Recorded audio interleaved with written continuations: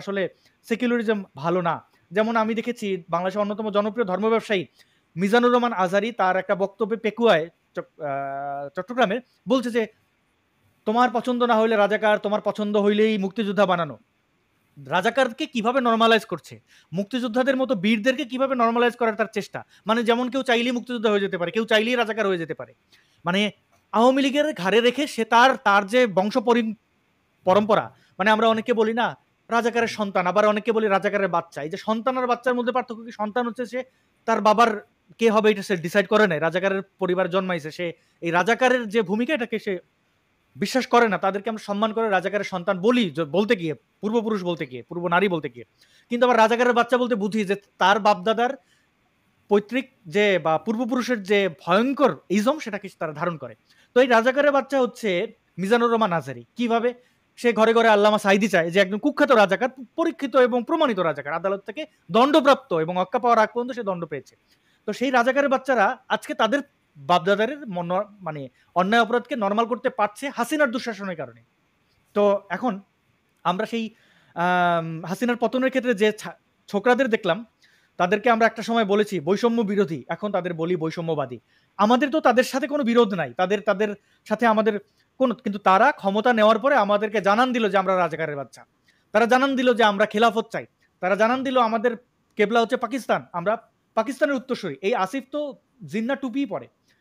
এরা শুধু পরে না, তারা ইয়ে করে। এই যে একটা মাহফুজ, তারা এখানে বসে হুক্কা টানছে কিনা জানি না, গণভবনে লুটপাটের পরে তাদের লজ্জা থাকলে যে একটা ভবন, সেখানে তার দেশের প্রধানমন্ত্রী অনির্বাচিত হোক, তো সেইখানে যে তারা যে অন্তর্বাস দেখানো, তাদের ব্যাপারে কিছু বলে নাই। শেখ হাসিনা একজন নারী, তার অন্তর্বাস শো করেছে এইসব জায়গা থেকে।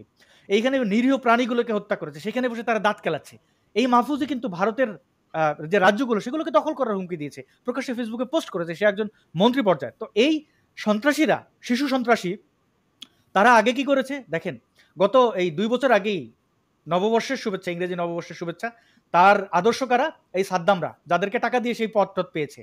মোহাম্মদ সার্জিস আলম, বাংলাদেশ ছাত্রলীগ কেন্দ্রীয়, আমি জানি না এটা সত্য কিনা এই পোস্টারটি, বাট এরকম তাকে তো আমরা অনেক বক্তব্য দিতেই শুনেছি। আওয়ামী লীগের বন্দনা, বঙ্গবন্ধুর বন্দনা, সে আগেও হাউ হাউ করে চিৎকার করতো, এখনো হাউ হাউ করেই চিৎকার করে, তার প্যাটার্ন কিন্তু বদলায় নাই। আমরা স্পষ্ট বলে, মানে তার মতো আমি পারবো না। তো এর সাথে সে যে রাজাকারের বাচ্চা, শিবিরের যে একজন ধারক বাহক, সে এখানে বলছে একসাথে পরিকল্পনা করেছে শেখ হাসিনার পতনের, এবং একসাথে থাকবো, শিবিরের প্রতি তার প্রেম দেখিয়েছে। আর এই যে ছেলেটার ব্যাপারে মিম বানানো হয়েছে সবাই রাজুতে আয়, তার যদি আপনি কান্নাকাটি দেখেন, একটু দেখি তার কান্নাকাটিটা দেখার দরকার আছে। সে উঠতে বসতে শুধু কাঁদে। এই যে মিম যে বানিয়েছে সেটা যে আসলে যৌক্তিক, আমি তো আমি আপনার কাছে জানতে চাইবো, কিন্তু এটার যোগসূত্র বের করার চেষ্টা করছি। দেখেন অকারণে কারণে কাঁদে, তার ভালো না লাগলে কাঁদে, তার ভালো লাগলে কাঁদে, তার ঘুম পেলে কাঁদে, তার হাসি পেলে কাঁদে, তার দুঃখ পেলে সে কাঁদে। এবং এই কান্না যে মেকি, মানে শেখ হাসিনার কান্না দেখে কিন্তু আমরা বলছি নাটক কম করো প্রিয়। সেই জায়গায় এসে তারাই আমাদের নাটক দেখাচ্ছে, সে আবার নাটকে মানে তার কোনো ট্রেনিংও নাই, পারদর্শীও না, কাঁদে। এই ছোকরাগুলো, এই শিশু নেতা আজকে তারা হয়েছে, তাদের ডানপন্থী আচরণ কেন? কেন তারা মুক্তিযুদ্ধের ইতিহাসকে সরিয়ে দিতে চায়? কেন তাদের কেবলা পাকিস্তানে? এটা যদি আমাদেরকে একটু বিস্তারিতভাবে আপনি বলেন। আমি আমি আপনাকে ধন্যবাদ দেই, কৃতজ্ঞতা জানাই দর্শক বন্ধুদের পক্ষ থেকে, যে আপনি নিবিড়ভাবে বাংলাদেশের প্রেক্ষাপট নিয়ে ভাবেন, বলেন। অন্য অনেক ভণ্ডদের মতো, মানে বুদ্ধিজীবী বিশেষ ব্যক্তি হইলে অনেকে ভণ্ডামি করেন, যে আগে যেটা করেছে সেটাকেই মানে ঠেলে যান। এখনো অনেককে দেখেছি শেখ হাসিনার পতনের ক্ষেত্রে এই রাজাকারের বাচ্চাদেরকে যেভাবে ঢালাওভাবে প্রশংসা করেছে, এখনো তাদের ওই প্রশংসা সরিয়ে আনতে পারে না, চুপচাপ আছে। কিন্তু আপনি খুব অল্প সময়ের মধ্যে আপনার যে এদেরকে সমর্থন করার যে ভুল ছিল সেটি আপনি বলেছেন। আমাদেরকে এই ছোকরাদের সমর্থন নিয়ে অনেকে ভুল আমাদের দোষারোপ করেন যে আপনারাই শেখ হাসিনার পতন ঘটিয়েছেন। আসলে তো আপনি এটাও যোগ করবেন কিনা, আমরা আসলে তখন এই বাচ্চাদেরকে কেন সমর্থন করেছি? শেখ হাসিনার নির্যাতন নিপীড়ন এদের উপরে এইটা দেখে, নাকি তারা কোনো আদর্শিক জায়গা তারা আমাদেরকে জানিয়েছিল? আর যদি জানিয়েছিল সেটা কি? পতাকা মাথায় বাঁধা এবং বিভিন্ন গান এবং দেশাত্মবোধক গান, এগুলো দেখে তাদেরকে আমরা ভুল বুঝেছিলাম কিনা, মানে তারা যা রাজাকারের বাচ্চা এখন যে প্রমাণ দিচ্ছে সেটার অন্য চিত্র দেখে আমরা বিভ্রান্ত হয়েছিলাম কিনা? বুঝলেন আসছেন আপনি যদি হ্যাঁ, বলেন আমাদের বিস্তারিত। আমরা তো ভেবেছিলাম ওইরকম বাংলাদেশের পতাকা হাতে নিয়ে যে দেশাত্মবোধক গান গাইছে, তো ভেবেছিলাম যে তারা হাসিনা যতটা ভালোবাসে দেশকে তার চেয়ে বেশি ভালোবাসে এরা। এবং হাসিনা যত ভুল করেছে, যত অন্যায় করেছে, সে কারণে সে কারণে তো হাসিনার পদত্যাগ চেয়েছিলাম। যদিও চাইনি যে হাসিনা চলে যান দেশ থেকে। কিন্তু তারপর তো এরা যে আমাদের ভুল বুঝিয়েছিল, ধোঁকা দিয়েছিল, তা তো প্রমাণ পেয়েছি। আমি যখন ভাস্কর্যে ১ম কোপটা পড়েছে, যখন ওরা ভাস্কর্য ভাঙতে চাই, মুক্তিযোদ্ধাদের ভাস্কর্য ভেঙে ফেলছিল, তখনই আমি বুঝেছি যে এদের সমর্থন করার কোনো কারণ নেই। এরা, আমি যা ভেবেছিলাম যে উম যে ভালো, এরা গণতন্ত্র চায়, এরা বাক স্বাধীনতা চায়, এরা প্রেস ফ্রিডম চায়, এরা মানবাধিকার চায়, যে যা আমরা হাসিনার কাছ থেকে পাইনি, তখন আমি বুঝেছি যে না, এরা একেবারেই যে সত্যিই বলেছে যে তারা রাজাকার। তখন থেকে তো কোনো প্রশ্নই ওঠে না যে ওদের সাপোর্ট করার। তো এখন আমি যেটা মনে করি যে ওরা ধোঁকা দিয়েছে, যারা যে যে পড়ুয়ারা বা শিক্ষার্থীরা ছিল এদের সঙ্গে, সাধারণ ছাত্রছাত্রীরা, তারাও তো যারা নিরপেক্ষ ছিল তারা তো বুঝতে পারেনি যে নেপথ্যে কারা ছিল। নেপথ্যে ছিল সমস্ত ইসলামী দল, গোষ্ঠী, জিহাদি গোষ্ঠী, দল, সংস্থা, সংগঠন এবং সমস্ত ইসলামী সন্ত্রাসী দল এবং ইসলামী জঙ্গি দল, গোষ্ঠী, সবাই তারা একজোট হয়ে ওই আওয়ামী লীগের বা হাসিনার পতন ঘটিয়েছে, তারা দেশ দখল করবে বলে। সঙ্গে খুব দুঃখজনক যে কমিউনিস্ট পার্টি ছিল, সঙ্গে অ্যান্টি আওয়ামী লীগ যারা, এমনকি বিএনপি তারাও ছিল। কিন্তু এখন তো মনে হচ্ছে যে তারা আওয়ামী লীগকে তো চায়ই না, বিএনপিকেও চায় না, তারা নিজেরাই একাই তারা দেশ দখল করবে এবং নির্বাচনে তারা একাই জিতবে এবং তারা দেশ শাসন করবে। এই জামাত ইসলামী, ইসলামী শিবির, তারপর যে Hizbut Tahrir, Ansarullah Bangla team এবং সমস্ত জিহাদি জঙ্গি গোষ্ঠী, যে ইসলামী সন্ত্রাসী গোষ্ঠী, এদের হাতেই ক্ষমতা। এরা মানে এককভাবে চাইছে তাদের হাতেই থাকুক, এমনকি বিএনপির সঙ্গেও যেন শেয়ার করতে না হয়। এখন আমি মনে করি যে আওয়ামী লীগ, বিএনপি এবং মুক্তিযুদ্ধের পক্ষের যত শক্তি আছে তারা যেন সবাই জোট বেঁধে এই ইসলামী সন্ত্রাসী গ্রুপকে তারা যেন হটায়। এছাড়া কিন্তু দেশের ভবিষ্যৎ খুবই অন্ধকার। আপনি শেখ হাসিনাকে আবার ফেরত চান কিনা? না, না, অবশ্যই না। আমি শেখ হাসিনা তার এই ১৫ বছরের শাসনকালে এই দুর্নীতিকে প্রশ্রয় দিয়েছেন, মুসলিম মৌলবাদকে প্রশ্রয় দিয়েছেন। যেভাবে তিনি মসজিদ মাদ্রাসাকে সাহায্য করেছেন, গড়ে তুলেছেন, তাতে এই মৌলবাদী এবং জিহাদি সন্ত্রাসী, ইসলামী সন্ত্রাসীরাই জন্ম নিয়েছে। এবং তিনি ওই যে বারবারই আমি বলি সে কথা, মাদ্রাসার ডিগ্রিকে বিশ্ববিদ্যালয়ের ডিগ্রির সম্মানের করে তিনি যত ক্ষতি করেছেন বাংলাদেশের, অত ক্ষতি বোধহয় অন্য কেউই করেনি। এখন বিশ্ববিদ্যালয়গুলোতে সব দেখি ইসলামী ছাত্র শিবির, হিজবুত তাহরিরের লোকেরাই ভর্তি, বোরখা এবং হিজাবে ছেয়ে গেছে বিশ্ববিদ্যালয় প্রাঙ্গণ। আমরা কিন্তু কখনো কল্পনাও করিনি। ওখানেই প্রগতিশীলদের চলাফেরা ছিল, ওখানেই মুক্তচিন্তকদের চলাফেরা ছিল। এখন এখন আর সেই দৃশ্য নেই। যে করুণ দৃশ্য এখন আমাদের দেখতে হচ্ছে, দেশটারই করুণ দৃশ্য, বিশ্ববিদ্যালয়গুলোরও সেই, সমাজের অবস্থাও সেই অধঃপতনে যাচ্ছে। সুতরাং এই একটা সময়, এখন যদি মুক্তিযুদ্ধের পক্ষের শক্তি খুব শক্তিশালী না হয়, নিজেদের মধ্যে জোট না বাঁধে, তাহলে কিন্তু এদের হাতেই ক্ষমতা চলে যাবে। দেশকে এরা একেবারে সপ্তম শতাব্দীতে তো নিয়ে গেছে, আরো নিয়ে যাবে। এবং এই ইসলামী শাসন শুরু হলে তখন কিন্তু খুব সহজে এর থেকে মুক্তি পাওয়া যাবে না। সুতরাং এইসব শাসন আসার আগেই, এই নির্বাচনের সময়ই যেন মুক্তিযুদ্ধের পক্ষের শক্তি জেতে এবং তারা যেন দেশকে সেকুলার, ধর্মনিরপেক্ষ দেশ হিসেবে গড়ে তোলে, এবং রাষ্ট্রধর্ম ইসলামকে হটিয়ে দিয়ে যদি দেশকে বাঁচাতে চায়। তা না হলে ইসলামী শাসনের কিন্তু একেবারে খুব বেশি দূরে নয়, একেবারে এক সুতো। আমরা আমরা আমরা এখনই খুব খুব মানে খুব সাবধান হতে হবে, খুব সিরিয়াসলি নিতে হবে এই লড়াইটাকে। কারণ এখন আর ভয় পেলে লুকিয়ে আছি, তারপর বাইরে চলে যাব, নিজের জান বাঁচাবো, এসব করলে চলবে না। এখন এদের হাত থেকে দেশকে মুক্ত করতে হবে। অনেক ধন্যবাদ।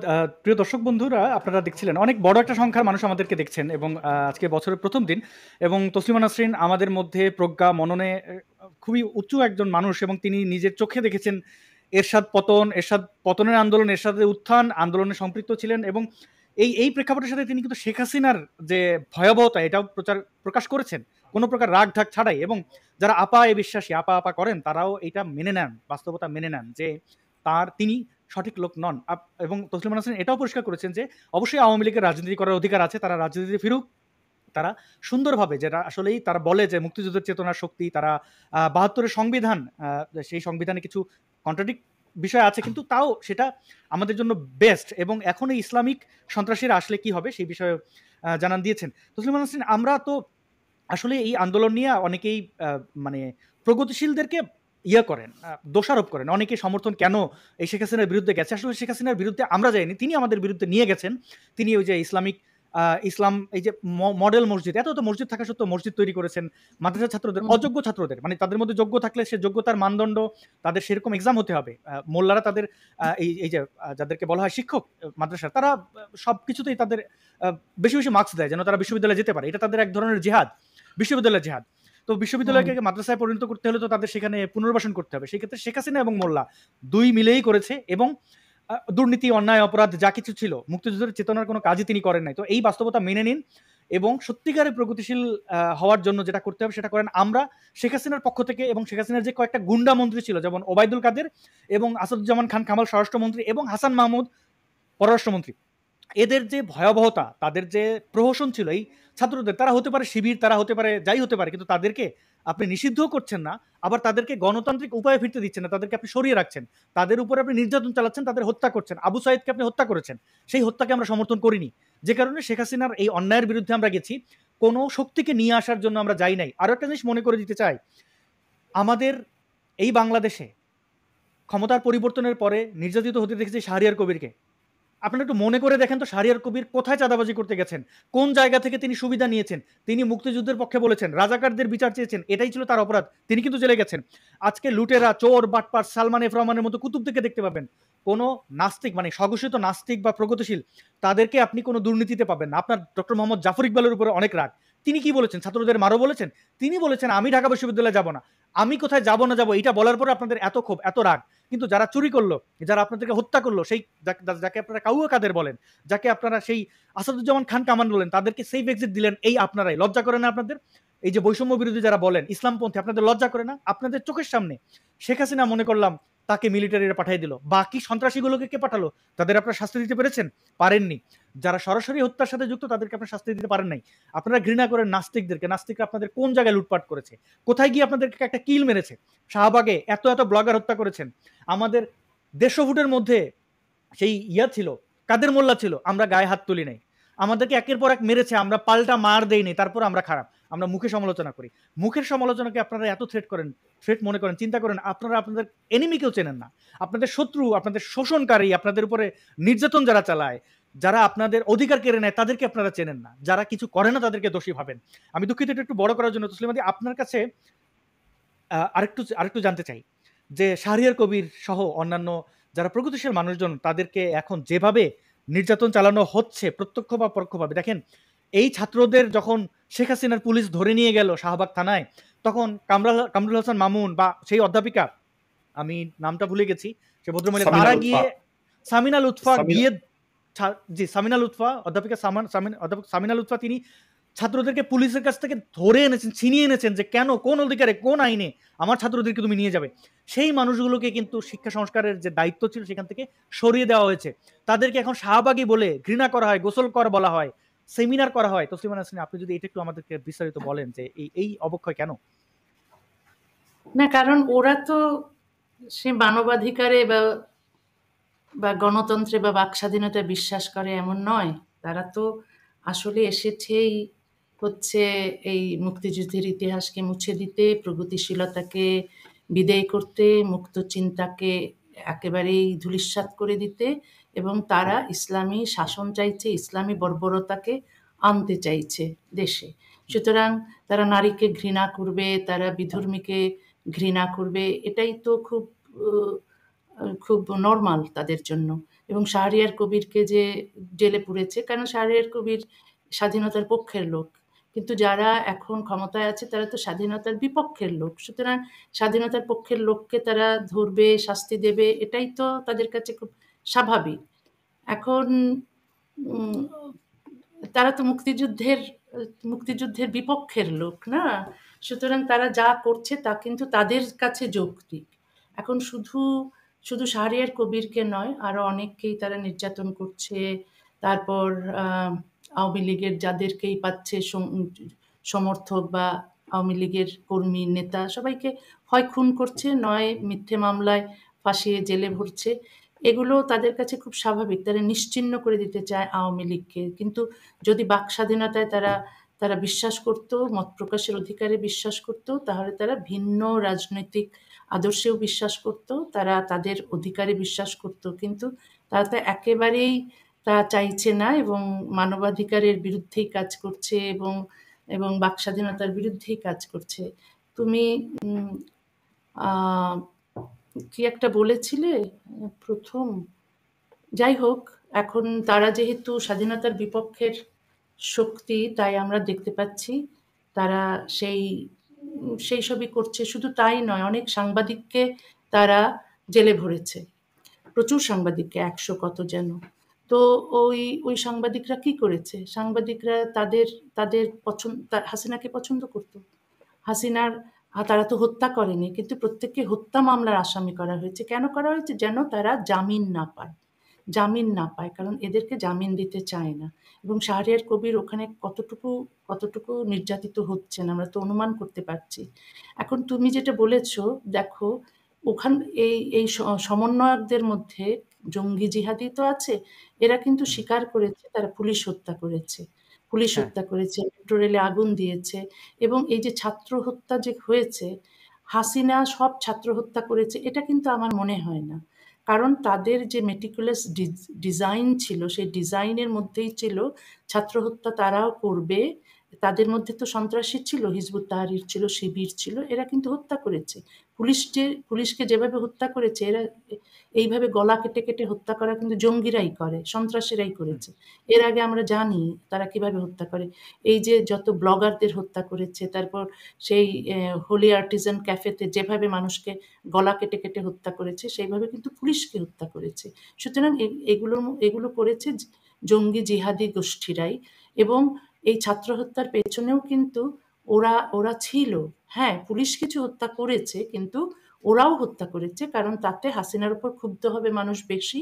হাসিনাকে তাড়াতে চাইবে, বা এই পদত্যাগ করতে হোক, পদত্যাগ করুক হাসিনা। এটা এটা সাধারণ জনতার মধ্যেও সেই হাসিনাকে সরিয়ে দেওয়ার, হাসিনার বিরুদ্ধে যাওয়ার জন্য, আরো জনতার সমর্থন পাওয়ার জন্যই কিন্তু ওরা নিজেরাও ওই মেটিকুলাস ডিজাইনের মধ্যে পড়েছে ছাত্র হত্যা। সুতরাং আমি মনে করি না সমস্ত ছাত্র হত্যা পুলিশ করেছে, হাসিনার লোক করেছে। তো কিন্তু শেখ এইগুলো হাসিনা তো ক্ষমতা ধরে রাখার জন্য তিনি মানে মরিয়া ছিলেন, মানে হত্যা হচ্ছে যাই হচ্ছে, আপনি যদি দেখতেন আপনার কারণে এরকম হত্যা হচ্ছে, আপনি কি করতেন? আপনি কি সেই হত্যা হতে দিতেন, নাকি রিজাইন করতেন না, যে না, না ঠিক আছে নিশ্চয়ই যেহেতু আমি হত্যা হতে দিতাম না। কিন্তু হাসিনা তো আরো গুম করেছে, মানুষদের হত্যা করেছে। হাসিনা তো নির্দোষ নয়। হাসিনা খুবই দোষী। হাসিনার সঙ্গে জনগণের যোগাযোগ একেবারেই ছিল না। যে হাসিনা তো ভোটার ছিল না। কারণ উনি তো মানে ওইভাবে ক্ষমতায় থাকেননি। সুতরাং তার সঙ্গে জনগণের মানে যোগাযোগটাই ছিল না, বিচ্ছিন্ন ছিলেন তিনি। তিনি শুধু স্তাবক নিয়ে বাস করতেন। তিনি এই যে দুর্নীতি করছে যে তার কাছের লোকগুলো, তিনি তাদের বিরুদ্ধে কোনো ব্যবস্থা নেননি। তিনি মানে ইসলামকে ব্যবহার করে তিনি ক্ষমতায় থাকতে চেয়েছেন। তিনি এই গুম হত্যাকাণ্ড ঘটিয়ে ক্ষমতায় থাকতে চেয়েছেন। এগুলো তো আমরা সবাই জানি। তবে ওই ছাত্র হত্যার মধ্যে যে কিছু, ওই যে পুলিশের কাছেও নেই, আর্মির কাছেও নেই, যে বুলেটের কথা বলা হয়েছে, সেগুলো হয়তো কিছুটা তো সন্দেহ জাগে যে এগুলো ছাত্র হত্যার পেছনে আম এই জিহাদি জঙ্গিরাও আছে। ঠিক যেমন পুলিশ হত্যা করেছে, তারা ছাত্র হত্যাও কিছু করেছে নিশ্চয়ই। এটাই আমার মনে হয়। তবে হাসিনা আবার ফিরে আসুক। আমি জানি যে আওয়ামী লীগের অনেক নেতাকর্মী চাইছে হাসিনা ফিরে আসুক, কিন্তু আমি মনে করি না হাসিনা আবার ফিরে আসা ঠিক হবে। তবে এই মুক্তিযুদ্ধের পক্ষের শক্তির মধ্যে নতুন নেতৃত্ব, বলিষ্ঠ যারা নেতা, তাদের এগিয়ে আসতে হবে এবং এই দুর্নীতিমুক্ত, জিহাদ মুক্ত, ধর্মমুক্ত দেশ হওয়া চাই। ধর্ম মানুষের ব্যক্তিগত ব্যাপার হতে পারে, কিন্তু রাষ্ট্রের কোনো ধর্ম থাকতে পারে না। রাষ্ট্র এবং ধর্ম যদি পৃথক না হয়, তাহলে একটা সমাজ সভ্য হতে পারে না। সভ্য হওয়ার প্রথম শর্ত রাষ্ট্র এবং ধর্মকে পৃথক করতে হবে, এবং কোনো ধর্মীয় আইন থাকবে না। যেটা ইউনিফর্ম সিভিল কোড, সমানাধিকারের ভিত্তিতে হিন্দু, মুসলিম, বৌদ্ধ, খ্রিস্টানের পারিবারিক আইন এক হতে হবে সেই সমানাধিকারের ভিত্তিতে। কোনো পৌরাণিক ল, কোনো শাস্ত্র মতে হিন্দুদের যেটা হয়, হিন্দু মেয়েরা কোনো অধিকার পায় না এই শাস্ত্র মতে চলার কারণে, কারণ এই শাস্ত্র, হিন্দু শাস্ত্র মেয়েদের কোনো অধিকার দেয়নি, স্বাধীনতা দেয়নি। ঠিক কোরআন যেমন মেয়েদেরকে সম্পূর্ণ সমানাধিকার দেয়নি। সেই কারণে যে কোনো যদি আমরা সত্যিকার সংবিধান যদি বলে যে নারী পুরুষের সমান অধিকার, সংবিধানকে বলতেই হবে যদি সভ্য দেশ হয়, রাষ্ট্র এবং ধর্মকে যেমন পৃথক করতে হবে, নারী পুরুষের অধিকার সমান করতে হবে। নারী পুরুষের অধিকার যদি সমান হয়, তাহলে কোনো ধর্মীয় আইন থাকতে পারে না। সে কারণে এই একটা ধর্মমুক্ত রাষ্ট্র থাকতে হবে। মানুষের ব্যক্তিগত বিশ্বাস, ধর্ম থাকতেই পারে, কেউ আস্তিক হতে পারে, কেউ নাস্তিক হতে পারে, কিন্তু এই যে মানে শাসকেরা সেই ধর্মকে, কোন ধর্ম বিশ্বাস করবে সেই ব্যাপারে মানুষকে উপদেশও দিতে পারে না, সেই ব্যাপারে কিন্তু কোনো রকমের প্রচারও করতে পারে না। কোনো ধর্মের প্রচার মানুষ বিশ্বাস করবে, এবং তাদের জন্য এত মসজিদ মাদ্রাসা গড়ে তোলার কোনো দরকার নেই। বাংলাদেশকে মনস্ক হয়, মানুষ যেন মানবতা শেখে, শেখে, বাক স্বাধীনতা উৎসাহী হয়, মুক্ত চিন্তায় বিশ্বাস করে, এইগুলো থাকতেই হবে, না হলে হবে না, সমাজ কোনোদিন। অনেক ধন্যবাদ। আমরা এবার মাসুদ ভাইয়ের কাছে যাব আলোচনার একদম শেষের দিকেই। মাসুদ ভাই, যেমন তসলিমা নাসরিন বলেছেন, শেখ হাসিনার ফিরে আসাটা হবে ভয়ঙ্কর, এটা তিনি চান না এবং কোনো সুস্থ মানুষ চাইতে পারেন না। সেই সাথে তসলিমা নাসরিন এটাও বলেছেন যে শেখ হাসিনা হয়তো চাননি লাশ পড়ুক বা এইভাবে মানুষকে হত্যা করুক, এবং মেটিকুলাস ডিজাইনের অংশ হিসেবে বা এই সমন্বয়কদের মধ্যে অনেকেই স্বীকার করেছেন তারা নিজেরা লাশ ফেলেছে, তারা আগুন লাগিয়েছে, তারা এই লাশের রাজনীতি করতে চায়, তারা আত্মঘাতী। এবং এরকম আত্মঘাতী অনেকে দেখেছি, কাসাবকে দেখেছি মুম্বাই অ্যাটাক করতে, আমরা দেখেছি ওসামা বিন লাদেনকে, আমরা এরকম অনেককে দেখেছি। ইসলামিক সন্ত্রাসবাদ সম্পর্কে আমরা জানি। আমি আপনার কাছে সেই প্রশ্নে যাব, কিন্তু অনেকেই বলেন যে নাস্তিকরা আপনারা প্রতারিত হয়েছেন, আপনাদের সাথে প্রতারণা করেছে। আসলে কি তাই? আমরা কি বায়াসড কোনো কারণে? কারোর একটা জিনিস শুনলাম আর আমরা ঝাঁপিয়ে পড়ি? আমরা আমাদের মাতৃভাষা সাথে কতটা রিলেট করি? কারণ আমরা এই ভাষার মধ্যে বড় হয়েছি, আমরা জানি।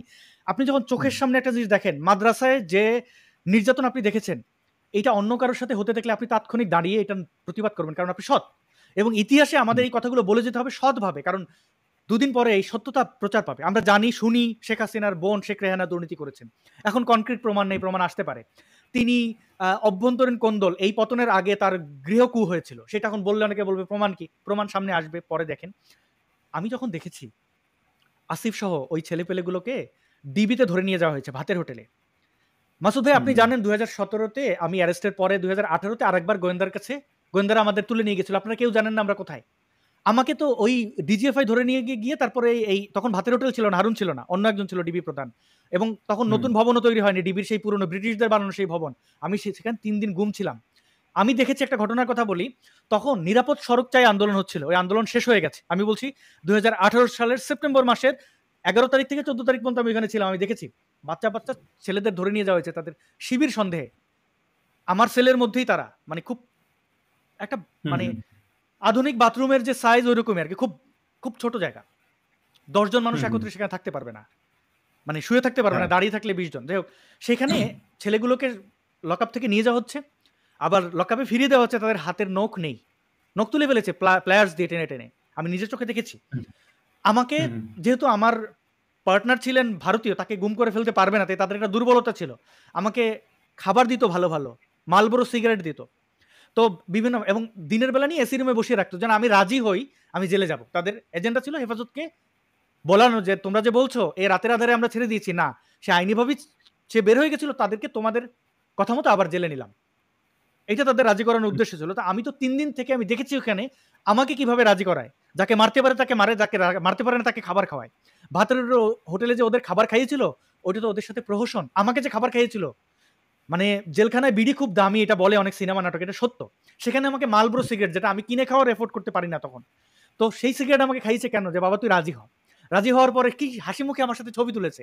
আমি জানি এই ছবি ওরা হেফাজতকে পাঠাবে, কিন্তু সে ভাব ধরেছে আপনি কিন্তু খুব জনপ্রিয় মানুষ, আপনার সাথে একটা ছবি তুলি। আরে তখন আমার 5,000 ফলোয়ার নেই, আমি জনপ্রিয় কিনা তো আমি জানি। তো প্রশাসন যত ধরনের করার করেছে। 7 দিন পরে জেল থেকে বের হয়ে যাবেন বলে আমাকে পাঠিয়েছে। আমাকে দিয়েছে মাদক ব্যবসায়ের মামলা। মানে আমি একজন নাস্তিক, আমাকে মাদক কিনতে যে আসবে তারও জিহাদ ফরজ আমার উপরে। মানে ধরেন সেই মামলায় আমাকে জেলে পাঠিয়েছে। এই যে প্রহসন আমার সাথে করেছে, আমার পাসপোর্ট কেড়ে নিয়েছে, তারপরে সংগ্রামটা আপনারা দেখেছেন। তাহলে মাসুদ ভাই, ডিবি হোটেলে যদি আমার শত্রু যায়, ফারাবি যে জেলে আছে তারও আমি মুক্তি চাই, কারণ ও জঙ্গি না, ওর কথায় কেউ মারে নাই, এবং তার 10 বছরের বেশি সময় জেলে আছে। ভাই আমি আমার শত্রুকে তো চাই না সে ডিবির ওখানে যে প্রহসনের শিকার হোক, নির্যাতনের শিকার হোক। আমি ফলশ্রুতিতে শেখ হাসিনার সিদ্ধান্তের বিরুদ্ধে, ছাত্রদের পক্ষে। এইটা একটা উদাহরণ।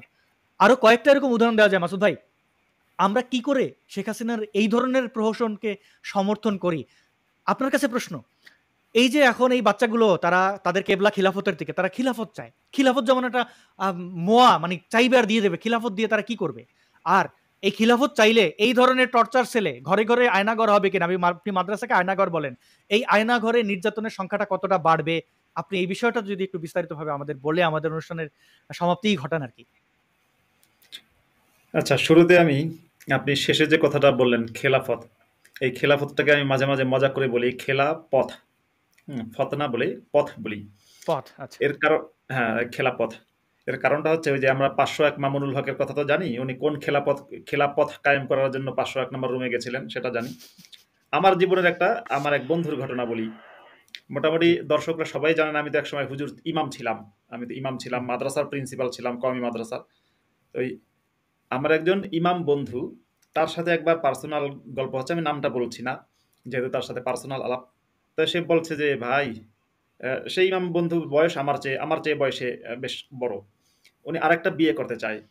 এখন আরেকটা বিয়ে করতে চায়, এটা ওনার মনে বড় দুঃখ হচ্ছে এই যে আমি আরেকটা বিয়ে করব, এই জিনিসটা এখন আমার লজ্জা লাগবে কেন? কেন আমি এটা আজকে লুকিয়ে করতে চাই, বা কেন আমি প্রকাশ্যে কেন 4টা বিয়ে করতে পারি না? শেষে দেখলাম যে ইহুদি নাসারার দোষ, আমাদের সারা পৃথিবী চলছে তাগুতি আইনে, ইসলামী হুকুমত যদি কায়েম হতো তাহলে এই আরেকটা সে আরো 2-3টা বিয়ে করতে পারতো। এরকম তার মনের মধ্যে বিরাট আক্ষেপ, অনেক দুঃখের কথা আমাকে বলল। তো এই যে আপনারা যাদেরকে আজকে বাংলাদেশের সমন্বয়ক, মবন্বয়ক যাই বলেন, এরা খেলাফত চায় কারণ এদের সবার মনের মধ্যে একটা করে মোহাম্মদ বসবাস করে, কিন্তু পারে না বিভিন্ন কারণে। আর মোহাম্মদ তো বুঝতেই পারছেন, মোহাম্মদ যখন তার বয়স একেবারে যে বছর মারা যায়, তখন তার বয়স 63, কোনো কোনো বর্ণনা মতে পাওয়া যায় 62, 63 বছর বয়সের একটা বুড়া, একেবারে দুধ পান করে সেরকম একটা শিশুকে দেখেও বলেছেন আমি যদি বেঁচে থাকি আর যদি ও ততদিন ও একটু বড় হয় তাহলে আমি ওকে বিয়ে করব। এটা কিন্তু যারা ইসলামের যারা ব্যাখ্যাকার, মানে হাদিসের যারা তাশরিহ করেছেন, তাশরিহ মানে ব্যাখ্যা করেছেন, তারা বলছেন যে রাসূল ফান করে বলেন নাই। অনেক সময় আছে না যে দাদা নাতিকে বলে ফান করে, এই তোরে আমি বিয়ে করব, ফান করে বলেননি, এটা মোহাম্মদ রিয়েলি বলেছেন। এই হচ্ছে মোহাম্মদের চরিত্র। এখন এরা ইসলামী হুকুমত কায়েম করতে পারছে না, এর পেছনে একটা কারণ দেখবেন, এরা কিন্তু প্রায় ভারতের বিরুদ্ধে চিৎকার করে। সত্যি বলতে ভারত যেহেতু ইসলামের ভিকটিম, কারণ ভারত বহু আগে থেকে ইসলামের দ্বারা আক্রান্ত হয়েছে। আপনার খিলজি এসছিল, মোহাম্মদ বিন কাসিম এসছিল, ঘুরি এসছিল, গজনবী এসেছিল, শের শাহ সুরি, বিভিন্ন ইসলামিক হানাদাররা, এবং আওরঙ্গজেব ভয়ঙ্কর রকমের হত্যাযজ্ঞ চালিয়েছিলেন অমুসলিমদের উপরে, হিন্দুদের বিরুদ্ধে, এবং ট্যাক্স জিজিয়া ধার্য করা। বিভিন্ন সময় ইসলামের দ্বারা আক্রান্ত হয়েছে ভারত, এখনো আক্রান্ত হচ্ছে। এখন দেখা যায় পাকিস্তান থেকে জঙ্গিরা এসে ভারতে হামলা করে, বাংলাদেশের জঙ্গিরা হুঙ্কার দেয়, যদিও তাদের ক্ষমতা নেই কিন্তু হুঙ্কার দেয়। ওদিকে চায়না আবার নিজেরা জঙ্গি উৎপাদন করে নিজেদের দেশ থেকে ভারতে পাঠাচ্ছে তা না, কিন্তু পাকিস্তানের জঙ্গিদের বিভিন্নভাবে পলিটিক্যালি তারা কিন্তু সবসময় সাপোর্ট করে, ইউএনএ গিয়েও সাপোর্ট করে পাকিস্তানের জঙ্গিদেরকে। তো ভারত যেহেতু ইসলামিক জঙ্গিবাদের ভিকটিম, ভারত কিন্তু চায় না, ভারত কোনোভাবেই চাইছে না যে বাংলাদেশে জঙ্গিবাদের উত্থান হোক। যখন বাংলাদেশে 1975 সালে শেখ মুজিবকে হত্যা করা হলো, সে সময়ে যে জঙ্গিবাদী মোশতাক ক্ষমতায় আসলো, আমাদের বিষয়টা কি, আমরা মানে ইসলামিক জঙ্গিরা এত সুন্দর করে তাকিয়া করে লুকিয়ে থাকতে পারে যে আমরা তাদের আইডেন্টিফাই করতে পারি না। এটা 1400 বছর ধরে আমাদের ভুল। ইসলামিক এই জঙ্গিদেরকে আমরা কিন্তু চিনতে পারি না। ঠিক যে কারণে জঙ্গি মোহাম্মদকেও চিনতে পারেনি। মোহাম্মদ জঙ্গি এটা আমি বলছি না, এটা হচ্ছে বাংলাদেশের বিখ্যাত হুজুর মাহমুদুল হাসান গুনবি নিজেই বলেছে। সে ওয়াজ আমার কাছে আছে, কেউ যদি প্রমাণ চাই দিতে পারবো, জঙ্গি নবী। আমি এই জন্য মাহমুদুল হাসান গুনবি বাংলাদেশের বিখ্যাত জনপ্রিয় হুজুর আলেম, তার কথা নকল করে বলছি, জঙ্গি নবী সে মোহাম্মদ। বলছিল যে মোহাম্মদ যদি মানে জঙ্গি না হয় তাহলে তার তরবারি, এতগুলো তরবারি কেন, 7টা 10টা তরবারি কেন, একটা তরবারি নাম আবার জুলফিকার, এরকম মানে হ্যাঁ, ইসলাম কি শান্তির কথা বলেছিল। বলে নাকি রে? শান্তির কথা বলে না। ইসলাম কিসের শান্তি? ইসলামে কোনো শান্তি নেই। মানে সে সরল ভাবে বলেছে। আমরা সরল ওটা সত্যি চাইলে কথা দেখাইতে বলেছে। পারেন, আর নাই দেখাই, মানে সে জঙ্গির এটাও কথা আর কি বলেছিল বলবো। যে রাসূলের যে এতগুলো তরবারি ছিল, 11 খান তরবারি ছিল সম্ভবত, যে রাসূলের যে এতগুলো তরবারি ছিল, এটা কি চুমা দিবার লাইগা রে মুসলমান, চুমা দিবার লাইগা? এবং এই মাহমুদুল হাসান গুনবি কিন্তু জঙ্গিবাদের অপরাধে অ্যারেস্ট হয়েছিল। এখন যদি আমাদের প্রশ্ন করেন একজন জঙ্গি কে সহি জঙ্গি, সেটা ভালো চিনবে নাকি আপনারা আমার মতো ভালো মানুষরা জঙ্গি চিনতে ভুল করবো? ভুল আমরা করব। সে তো জঙ্গি চিনতে ভুল করে না, সে হ্যাঁ সার্টিফিকেট হ্যাঁ দিয়েছে। এবার এই যে আপনার পুরনো ভুল, মানে জঙ্গিদেরকে চিনতে কিন্তু আমরা বারবার ভুল করি। খন্দকার মোশতাক যখন ক্ষমতায় গেছে, মাথায় টুপি দিয়ে সে ইসলামী হুকুমত কায়েম করতে চেয়েছিল, যে বাংলাদেশকে ইসলামিক রাষ্ট্র ঘোষণা করবে, সেরকম একটা ইন্টেনশন তার ছিল। কিন্তু আমেরিকার উইকিলিক্সের ফাঁস হওয়া নথি থেকে আমরা জানতে পারলাম যে তখন ভারতের প্রধানমন্ত্রী ইন্দিরা গান্ধী বলেছিলেন যে ইসলামী হুকুমত কায়েম করলে আমরা কিন্তু সরাসরি সামরিক অভিযান শুরু করব। তখন ভারতের ভয়ে সেটা করতে পারেনি। আজকের দিন পর্যন্ত ভারত কিন্তু স্বভাবতই, ভারতের মধ্যে অনেক সমস্যা থাকতে পারে, হিন্দুত্ববাদের উত্থান থাকতে পারে, 101টা সমস্যা থাকতে পারে, কিন্তু ভারত তার সিকিউরিটির কারণে কোনোভাবে ইসলামিক জঙ্গিবাদের পক্ষে না, বা ইসলামিক জঙ্গিবাদের উত্থান হোক সেটা ভারত চাইছে না। চাইনিজরা চাইতে পারে, মানে চীনের সরকার চাইতে পারে মেবি, তার পলিটিক্যাল বা আপনার কি বলে ভূ রাজনৈতিক স্বার্থে, কিন্তু ভারত চাইছে না। তো এই অবস্থায় ভারতের বিরুদ্ধে যে এই যে সমন্বয়করা বা অপদেষ্টারা বা এই যে মেটিকুলাস ডিজাইনাররা, এরা যে আপনার বিভিন্ন রকম হুমকি দিচ্ছে, সেটা ওই দুঃখ থেকে যে এই সম্ভব, আমার ধারণা এখনো হয়তো ভারতের ভেতর থেকে হুমকি পাচ্ছে। অর্থাৎ ধরুন হয়তো কথার কথা বাংলাদেশের একজন উপদেষ্টা ভারতের কোনো এক জায়গায় যাই না, এটা কিন্তু আমি বলছি না, যে এটা আমি বলছি সম্ভাবনা, হয়তো ফোনে বলেছে বা কোনোভাবে যে আমরা ইসলামিক স্টেট ঘোষণা করব। হয়তো মোদী সরকারের পক্ষ থেকে বলা হয়েছে তাহলে আমরা সামরিক অভিযান শুরু করব। তখন ভয়ে চুপ। এখন কি ভারতের বিরুদ্ধে যেহেতু পারছে না, দেখবেন আজ যদি কোনো এক ব্যক্তি কি করলো, আমাকে রাস্তার মধ্যে কথার কথা, আমাকে দিয়ে উদাহরণ দিই, কেউ আমাকে ধরে কয়েকটা চর মারলো, আমি তাকে মারার সাহস পাচ্ছি না, কারণ মারলে আরো 5টা খাবো। আমি যদি একটা মারলে 5টা খাবো, আর 5টা মারলে 50টা খাবো। তখন আমি কি করবো, তাকে দূর থেকে শয়তান কোথাকার, দূর থেকে শুধু ওই দাঁত কিরমির করে আর খালি গালি দেয়া। বাংলাদেশের এই অপদেষ্টা মবন্নায়করা কিন্তু তাই করছে। আর আমাদের এই যেটা একটু আগে বলছিলেন, আপনারা দুজনেই বলছিলেন যে হাসিনার কি ভুল। হাসিনার ভুল এটাই, আমি যদি খুব সিম্পল একটা ভুল ধরাই, আমরা এত জঙ্গি হাসিনার সময় শুনলাম, অমুক জঙ্গি ধরেছে, তমুক জঙ্গি ধরেছে, এত কিছু শুনলাম, অনেক জঙ্গিকে ছেড়েও দিয়েছে। জঙ্গি মাহফুজ আলমের নাম তখন কেন শুনলাম না? এই যে মাহফুজ আলম যে উপদেষ্টা, হিজবুত তাহরীর নেতা, এদের নাম কেন শুনলাম না? হাসিনার গোয়েন্দারা কেন এদেরকে বের করতে পারলো না? এটা তো ব্যর্থতা। আর তাছাড়া অনেক ছোট জঙ্গি, মানে ধরুন যে আছে না, কেউ আছে যে পেটের তাড়নায় হয়তো ইসলামের পক্ষে বা ইমামতি করছে, তাদের অনেককে আমি জানি, মানে আমি জেনে বলছি, তাদের অনেকে কিন্তু হাসিনার সরকার শুধু মানে আই ওয়াশ করার জন্য বা জঙ্গি ধরেছি বিদেশিদেরকে দেখানোর জন্য করে এই নিরীহ গরিব লোকদেরকে অত্যাচার করেছে। কোনো একজন ইমাম, সে আসলে জঙ্গি না, তাকে শুধু ধরে নিয়ে অত্যাচার করেছে, পয়সা খেয়েছে, এগুলো করেছে। আর ভয়ঙ্কর জঙ্গি মামুনুল হককে ছেড়ে দিল। মাহমুদুল হাসান গুনবিকে হাসিনার সময় ছেড়েছে না পরে কখন ছেড়েছে জানি না। হাসিনার সময় ছেড়েছে, হারুন ইজারকে, আলী হাসান ওসামা, সবাইকে হাসিনাই ছেড়েছে। এমনকি এই যে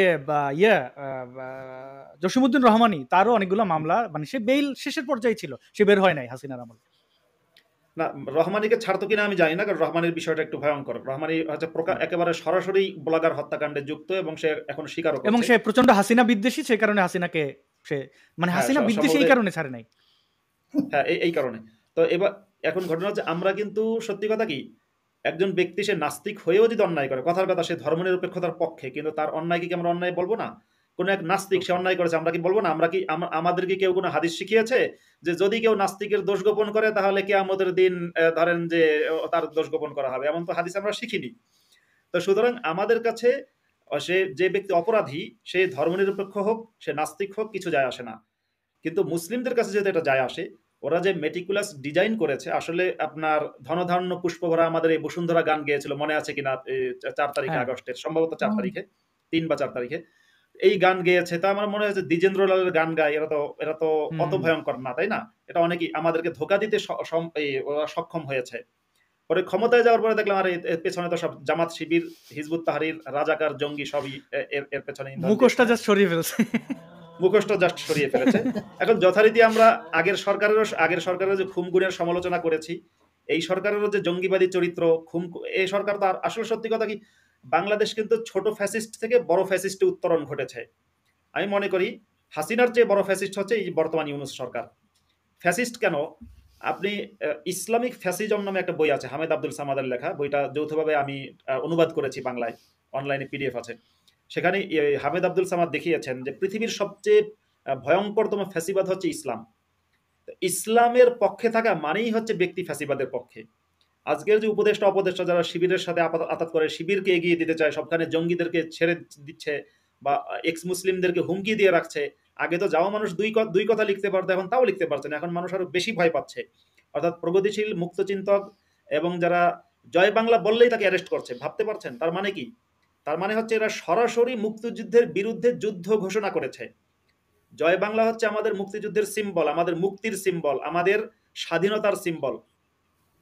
এর আগে বিএনপি সরকারের সময় জয় বাংলা বলতো না বিএনপির নেতারা, কিন্তু জয় বাংলা বলার অনুমতি ছিল। আমি বলছি যখন আগের বার বিএনপি জামাত জোট সরকার ক্ষমতায় ছিল 2001 থেকে 2006, তখন ওরা সবসময় বলতো বাংলাদেশ জিন্দাবাদ। কিন্তু জয় বাংলা বললেই তাকে অ্যারেস্ট করা, তাকে মারা, এই জিনিসটা ছিল না। এখন জয় বাংলা বললেই তার উপরে আপনার এরা তেড়ে যাচ্ছে, তাকে কখনো কখনো হত্যা করছে। দুজনকে হত্যা করেছে বলে সংবাদ পেয়েছি, আরো কাউকে হত্যা করেছে কিনা জানি না, কিন্তু মানে অ্যাটাক করেছে শত শত মানুষকে জয় বাংলা বলার কারণে, চাকরিচ্যুত করা, অ্যাটাক করা, এগুলো চলছে। সুতরাং এরা ইসলামিক ফ্যাসিবাদী একটা দল। যে ইসলামিক ফ্যাসিবাদটা পৃথিবীর যে কোনো ফ্যাসিবাদের চেয়ে ভয়ঙ্কর। সেটা আপনার নাজি জার্মানি মানে হিটলারের নাৎসি পার্টির চেয়েও ভয়ঙ্কর, কিংবা মুসলিনীর যে ফ্যাসিস্ট পার্টি আছে তার চেয়েও ভয়ঙ্কর। সত্যি কথা হচ্ছে মোহাম্মদের যে ফ্যাসিজম, আমি যদি এইভাবে বলি যে মোহাম্মদী ফ্যাসিজমের যে ভয়ঙ্কর কোনো ফ্যাসিজম হয় না। তা হাসিনার যে ফ্যাসিজমটা, যেটা শুধুমাত্র ক্ষমতা কেন্দ্রিক ছিল, যে ক্ষমতায় থাকার জন্য জঙ্গিকে তেল মারা দরকার হয়েছে মেরেছে, জঙ্গিকে ধরা দরকার হয়েছে ধরেছে, নাস্তিককে হত্যা করা দরকার হয়েছে করেছে, আবার নাস্তিকের পক্ষে দুই কথা বলা দরকার ছিল সেটাও করেছে। গণজাগরণ মঞ্চের পক্ষেও ছিল, আবার গণজাগরণ মঞ্চকে নিজের হাতেই ধ্বংস করেছে, যেটা অত্যন্ত গর্হিত একটা কাজ বাংলাদেশে। এটা হাসিনা করেছে। আর এই সরকার কিন্তু ক্ষমতায় থাকতে চায়, এটা ঠিক, কিন্তু ক্ষমতায় থাকার জন্য তারা কোনো রকম কোনো ধর্মনিরপেক্ষ শক্তিকে তারা বাড়তে দিচ্ছে না। তাদের একটাই উদ্দেশ্য, বাংলাদেশের মুক্তিযুদ্ধ, বাংলাদেশের জাতীয় সঙ্গীত, বাংলাদেশের স্বাধীনতা, বাংলাদেশের সার্বভৌমত্ব, এই সব কিছুকে আক্রমণ করা। আমার যেটা মনে হয় এদের শত্রু হচ্ছে বাংলাদেশ, এদের শত্রু জয় বাংলা, এদের শত্রু ৭১ যে স্লোগান ছিল জয় বাংলা বাংলার জয়, এই জয় বাংলা বাংলার জয় বলেই তো মানুষ যুদ্ধে গেছে। এটা ওদের শত্রু। তাহলে তার মানে কি? ওরা বোঝাতে চাচ্ছে জয় পাকিস্তান, পাকিস্তানের জয়, সেটা বলতে চায়। তা সত্যি কথা হচ্ছে আজকে কোনো এক কারণে আমাদের ওরা তাকিয়াবাজির কারণে ইসলামিক সন্ত্রাসীদেরকে আমরা চিনতে পারিনি। চিনতে না পারার কারণে ছোট ফ্যাসিস্টের হাত থেকে বড় ফ্যাসিস্টের হাতে ক্ষমতা গেছে। এবং এমন এক ফ্যাসিস্ট, সত্যি বলতে এই ফ্যাসিস্টকে, ইউনূসকে, আমি অন্য কারো কথা বাদ দিলাম, ইউনূস যে একটা ইসলামিক ফ্যাসিস্ট সেটা কে বুঝেছে বলেন তো? ইউনূসের বিগত আজকে থেকে ১ বছর আগের বক্তব্য, ২ বছর আগের বক্তব্য, ৩ বছর আগের বক্তব্য কোথাও কি আমরা দেখেছি যে উনি ইসলামের পক্ষে কথা বলছে? বলেনি তো। কোথাও কি দেখেছি উনি কথায় কথা সুবহানাল্লাহ, আলহামদুলিল্লাহ, মাশাআল্লাহ, ইনশাআল্লাহ, এগুলো তো বলেনি। এই ব্যক্তি মানে ইসলামিক সন্ত্রাসীরা যে কত রকম এই মডারেট মুসলিমরা কত রকমের যে ছদ্মবেশ ধারণ করতে পারে এবং কত ছদ্মবেশ ধারণ করতে পারে, এটা সবচেয়ে বেশি আমাদের এই আধুনিক যুগে দেখিয়েছেন ইউনূস, যে আসলে ইসলামিক ফ্যাসিস্ট। কিন্তু এতদিন পর্যন্ত আমরা তাকে মনে করেছি যিনি ইসলামপন্থী না। আমাদের ভুল ছিল, আমাদের বোঝাই ভুল ছিল। আমাদের এজন্য আরো বেশি, আমাদের অনেক বেশি কি বলে, আসলে ভুল থেকে আমাদের সচেতন। বোঝার ভুলের চেয়ে না আমাদের ধোকা দিয়েছে এরা এটাই। সবাই। ইউনূসও আমাদের ধোকা দিয়েছে যে আমরা আর কত বুঝবো। একটা মানুষ যদি বলতে থাকে, কখনো না বলে ইসলামের মৌলবাদের পক্ষে, তাহলে আমরা বুঝবো কি করে? কিন্তু তিনি বলেননি, এখন বলছেন। ওটা হচ্ছে ধোকা দিয়েছে। ঠিক সমন্বয়করা যেভাবে ধোকা দিয়েছে সেইভাবে আমাদের ধোকা দিয়েছে। তারা তো ওই যে একেবারেই এই তাই। ধোকাটা কিন্তু ডিজাইনের অংশ ছিল, হুম, হুম, হুম, যে হুম, মানুষকে এইভাবে ধোকা দিতে হবে, মানুষের সমর্থন পেতে হবে। এবং আমরা খুব দলবদ্ধ হয়ে দেশাত্মবোধক গান গেয়ে, যে ছেলেরা মাথায় করে বিরাট বাংলাদেশের পতাকা নিয়ে হেঁটেছে, তারাই কিন্তু বিরাট আইসিসের পতাকা নিয়ে ঘুরেছে কিছুদিন পরে। তার মানে ধোকা দিয়েছিল আগে বাংলাদেশের পতাকাটা হাতে নিয়ে, না? তো আমরা ধোকা দিলে আমরা কি করে বুঝবো? সাধারণ মানুষ তো বোঝেনি। এখন তো সাধারণ মানুষ বুঝতে পারছে। যারা ওই এই এই এই জুলাই বিপ্লবের পক্ষে ছিল, তারা তো এখন এখন রাজুতে আয় বললে কজন যাবে? আগে তো যাবে লক্ষ না। লক্ষ লোক গিয়েছিল, এখন তো যাবে না। কারণ তারা যাবে না। অনেকেই তারা অনেকেই যাদের স্বার্থ আছে, যারা একেবারে ইসলামী জঙ্গিদের বা জিহাদি বা মৌলবাদীদের সঙ্গে জড়িত এবং এই গ্রুপে আছে, তারা ছাড়া সাধারণ জনগণ এবং সাধারণ যারা ছাত্রছাত্রী তারা কিন্তু সরে গেছে। তারা সরে গেছে, এখন কিন্তু আর যাবে না। সেই কারণে এখন কিন্তু এই গণতন্ত্র, বাকস্বাধীনতা এইসবের পক্ষে মানুষ আছে। সুতরাং এই যে মুক্তিযুদ্ধের পক্ষে কিন্তু মানুষ আছে। এই যে গতকাল কিন্তু রাতে, গতকাল না তার আগের রাতে টাঙ্গাইলে কিন্তু ছিল ওই উম, শেখ মুজিব এবং জাতীয় চার নেতার মুরাল ছিল, সেগুলো কিন্তু ভেঙে দিয়েছে ভেঙে রাতে। দিয়েছে। হ্যাঁ, তাজউদ্দিনের বাড়ি বোধহয় টাঙ্গাইল না, সেই কারণে ছিল এতদিন ওই মুরালটা, কিন্তু ভেঙে দিয়েছে। তো গাজীপুরে ওনার বাড়ি। হ্যাঁ, ওকে কোথায় বাড়ি? গাজীপুরে। ও গাজীপুরে। আচ্ছা। হ্যাঁ। তো ওখানে তো অন্তত কাদের সিদ্দিকীর টাঙ্গাইল, কিন্তু সেখানেও ভেঙে দিল সেই মুক্তিযোদ্ধাদের যত যা কিছু ছিল। তো কথাটা হচ্ছে যে ওরা ধোঁকা দিয়েছে, কিন্তু এখন পর্যন্ত মুক্তিযুদ্ধের পক্ষের শক্তি দুটো বড় দল তো আওয়ামী লীগ এবং বিএনপি। তারা এই জামাত এরা তো শক্তিশালী কোনো দল ছিল না, কিন্তু আমার খুব অবাক লাগে যে এত দুটো বড় রাজনৈতিক দল কিছুই করতে পারছে না এদের বিরুদ্ধে। একেবারে সবাই যেন মানে মানে কি হয়, তাদেরকে মেরে ফেলছে বলে, নাকি তারা সবাই পালিয়ে গেছে, নাকি সবাই আত্মগোপন করে আছে। কিন্তু এভাবে তো চলবে না, তাদের কিন্তু ইয়ে করতে হবে, বেরিয়ে আসতে হবে এবং হুম, হুম। যেভাবেই হোক তাদের লড়াই চালিয়ে যেতে হবে। জি। তসলিমা নাসরিন, আমাদের 2025 এই বছরটি ব্যাপারে আপনি যদি আমাদেরকে একটু আম, পরামর্শ দিতেন, মানে আমাদের বাংলাদেশের মানুষ, বাংলাভাষী মানুষের যে আমরা 2024-এ অনেক চড়াই উতরাই অনেক কিছু দেখলাম, খুব অল্প সময় অনেক কিছু। এখন প্রতিদিন দেখতে পাই এই সমন্বয়ক, মবন্বয়ক, উপদেষ্টা, অপদেষ্টারা নানান ঘটনা। সকালে আগুন লাগে তো বিকেলে আগুন নিভে যায়। সকালে সিসিটিভি ফুটেজ খোঁজা হয়, পাওয়া যায়, বিকেলে আবার সিসিটিভি ফুটেজের লাশ পাওয়া যায়। আমি এই বিষয়ে একটা ভিডিও আপলোড করেছি, মানে এই যে তাদের টালমাটাল অবস্থা, এটা নিয়ে একটু দর্শকদের বলে রেখে আপনারা দেখতে পারেন। ইশতেহারের এই দ্বিতীয় ভিডিওটি 1933 এখানে পুরোপুরিভাবে এক্সপ্লেন করা হয়েছে এবং এটির স্ক্রিপ্ট সবাক পাখির আমি উপস্থাপনা করেছি। আপনারা এই ভিডিওটি দেখতে পারেন, ভিডিওর লিংক ডেসক্রিপশনে আছে, কমেন্টও দিয়ে দেওয়ার চেষ্টা করবো। এখানে আছে যে আসলে এটা একটা উদাহরণ হতে পারে যে এদের যে মানে এই যে সকাল বিকাল পরিবর্তন, তারা খুব দ্রুত সুইচ করে যাচ্ছে, তারা এক জায়গায় স্থির থাকতে পারছে না। নৌকা ডোবার আগে আমরা দেখি যে এরকম দোদুল্যমান অবস্থা, বর্তমান ইউনূস সরকারের অবস্থা তাই। কি হবে আমরা জানি না, কিন্তু তসলিমা নাসরিন, আপনার কাছে জানতে চাই যে আমরা 2025 থেকে কিভাবে দেখতে চাই, মানে আচ্ছা, কিভাবে দেখলে আমি ভালো একটু হবে, কতটুকু? আমি একটু আমি চাচ্ছি তসলিমাদি শেষের বক্তব্যটা দিন। তার আগে আমি একটু বলি, আমি অনুমতি দিলে আমি বলবো। তাহলে আপনি আপনার বক্তব্যটা দিয়ে আপনার শেষ বক্তব্য দিয়ে ফেলেন, তারপর তসলিমা নাসরিনকে দিয়ে শেষ করে ফেলবো, হ্যাঁ, একই কথায়। হ্যাঁ, এটাই চাচ্ছি। হ্যাঁ, এটাই মানে আমি চাচ্ছি আমার শেষ বক্তব্যটা একটু দিদি। আমি যেটা বলবো যে আমার নিজের জীবনের একটা ঘটনা বলি।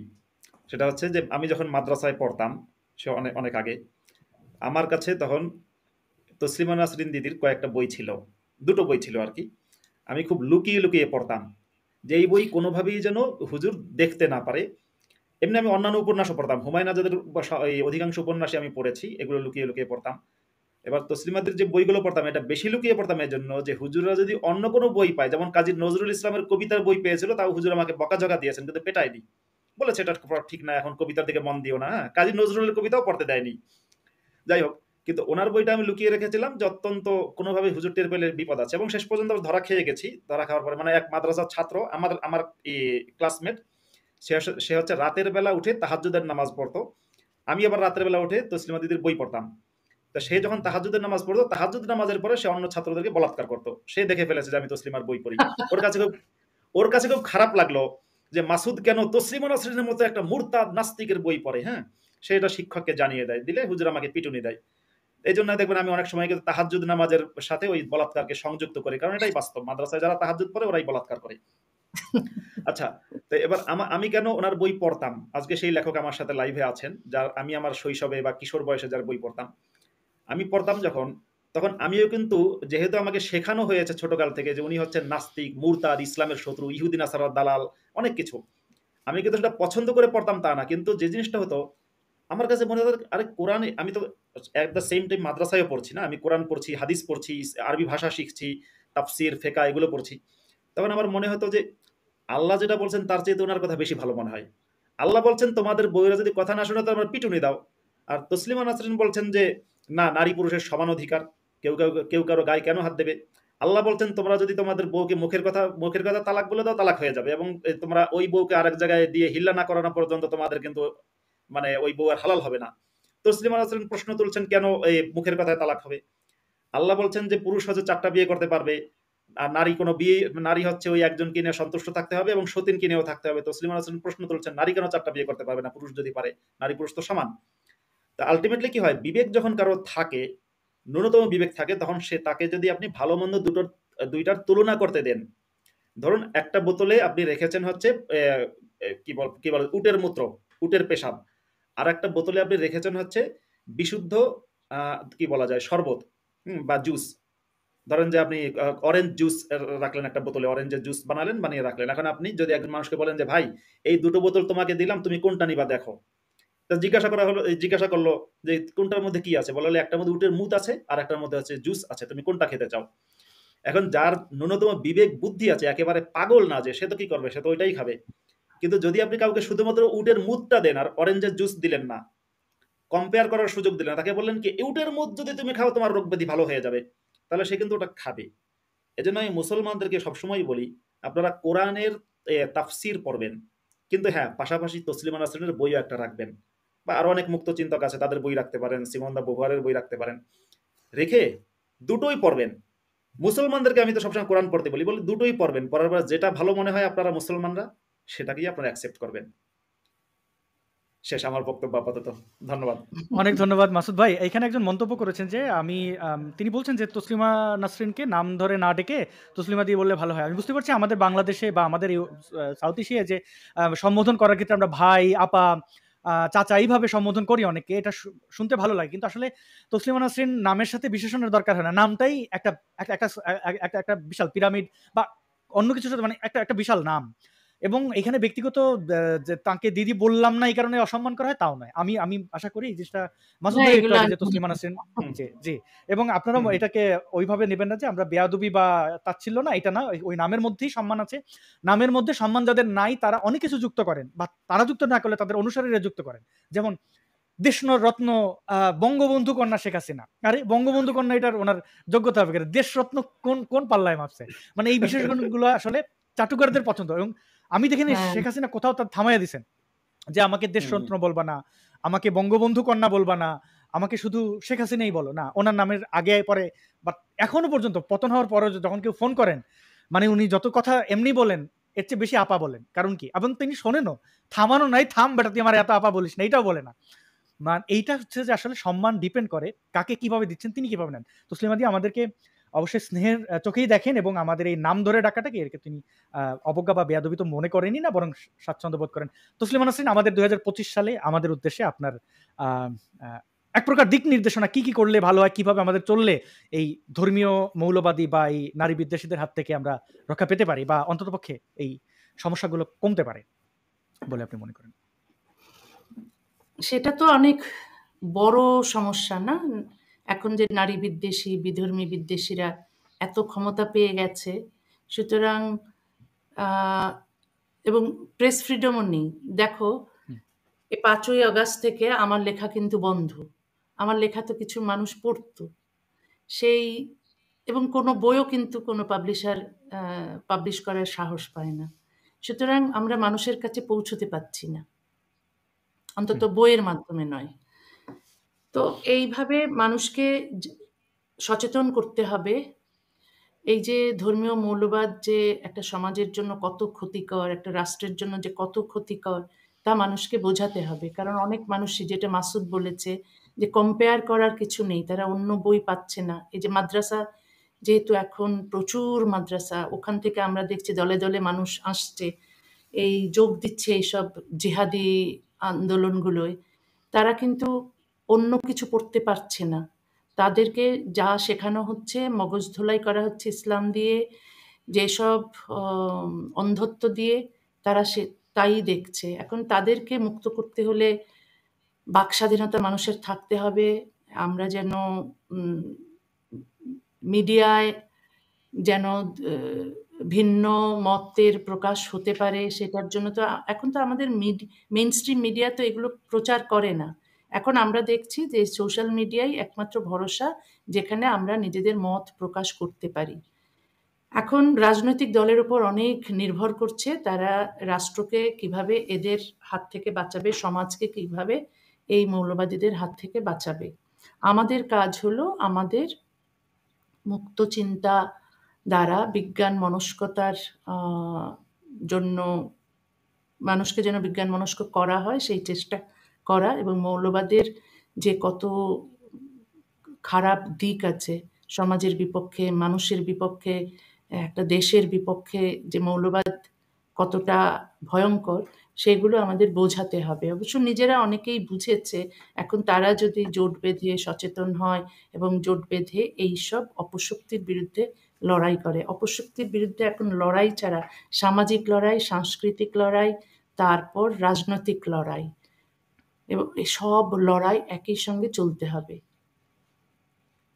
অনেক ধন্যবাদ তসলিমা নাসরিন, অনেক ধন্যবাদ। সামনের 25-এ এইটুকুই আমি আশা করছি যে আমাদের দেশ আবার খুব স্বাধীন হবে এবং মুক্ত হবে, এবং আমরা আমাদের মতো যারা চিন্তা করে তারা যেন দেশে নিরাপদে বাস করতে পারে। অনেক ধন্যবাদ তসলিমা নাসরিন, অনেক ধন্যবাদ মুফতি আব্দুল আল মাসুদ। আপনারা ভালো থাকবেন, আপনাদের জন্য শুভকামনা, নতুন বছর সুন্দর হোক। অনেক কিছু আমাদেরকে উপহার দেন, বিশেষ করে মুফতি মাসুদ ভাই, আপনাকে অনেক বই লিখতে হবে। এবং তসলিমা নাসরিন, আপনি আমাদের এই যে সমৃদ্ধ করছেন, আপনি খুব গুছিয়ে কথা বলছেন। আপনাকে আজকে অনেক সুন্দরও লাগছে, আপনার জ্যাকেটে একটি বিড়ালের ছবি, এবং আশা করছি মিনু ভালো আছে। মিনু অনেক এই 2025 মিনু থাকুক। দর্শক বন্ধুদেরকে নতুন বছরের শুভেচ্ছা জানাই। ভালোবাসা যেভাবে 2024 আপনাদের কাছে পেয়েছি, এর আগে পেয়েছি, এই বছরটি 2025 আপনারা আমাদের সাথে থাকবেন। ভুল ত্রুটি হলে সমালোচনা করবেন, কড়া সমালোচনা করবেন। আমাদেরকে যারা শত্রু ভাবেন, বিশেষ করে ইসলামপন্থীদের মধ্যে, আপনাদেরকে অনুরোধ করি, আপনারা আমাদেরকে কল্লা ফেলে দেওয়ার পেছনে যে সময়টুকু ব্যয় করেছেন তার চেয়ে বেটার হবে আপনারা একটু বোঝার চেষ্টা করেন। আমাদেরকে মেইন স্ট্রিম থেকে সরানোর চেষ্টা করেছেন, আমাদের পেজ ইউটিউব চ্যানেল নষ্ট করার চেষ্টা করেছেন। আপনারা বাস্তবতার দিকে তাকিয়ে দেখেন, আমরা এখন মেইন স্ট্রিম যে কোনো প্ল্যাটফর্মের যে কোনো অংশে কম নই। আমাদের দেখে মানুষ মন্তব্য করে, আমাদের কথা শোনার চেষ্টা করে, বোঝার চেষ্টা করে, এই সংখ্যাটা অনেক। আপনি যে কোনো প্রতিষ্ঠিত চ্যানেল, যাদের আর্থিক যোগান আছে, যাদের লোকবল আছে, যাদের অনেক ভিডিও এডিটিং প্যানেল আছে, প্রেজেন্টার অনেক আছেন, কিন্তু তাদের আমরা খুব সামান্য শক্তি দিয়ে শুধুমাত্র চিন্তা চেতনা সততার জায়গা থেকে যতটুকু পেরেছি, সেটা নিশ্চয়ই আপনারা তুলনা করবেন। যদি আমরা ভুল পথে থাকি, অবশ্যই আমাদের শুধরে দেবেন। অনেক ভালো থাকবেন।